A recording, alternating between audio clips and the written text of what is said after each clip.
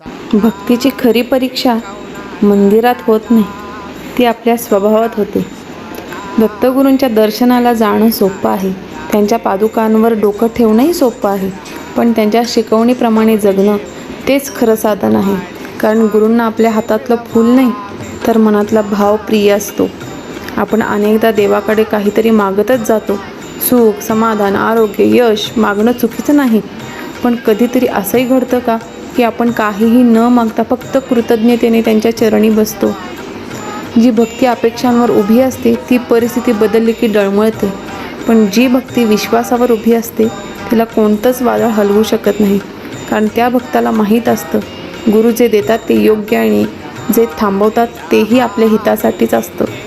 गुरुचरित्र वाचताना एक गोष्ट वारंवार जाणवते. गुरूंनी चमत्कार केले म्हणून भक्त महान झाले नाहीत, तर भक्तांनी आढळ विश्वास सोडला नाही म्हणून गुरुकृपा त्यांच्यावर बरसली. चमत्कार हा कृपेचा परिणाम असतो. क्षणभर स्वतःला एक प्रश्न विचारूया, जर आजपासून आपल्या प्रार्थनेतील सगळ्या मागण्या संपल्या तर आपल्या ओठांवर श्री गुरुदेव दत्त हा नामजप तितक्याच प्रेमाने राहील का?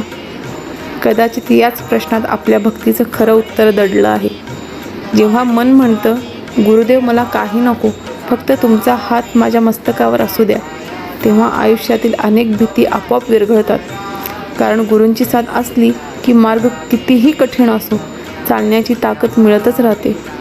भक्ती म्हणजे चमत्कारांची वाट पाहणं नाही, भक्ती म्हणजे प्रत्येक श्वासात गुरूंची उपस्थिती अनुभवणे.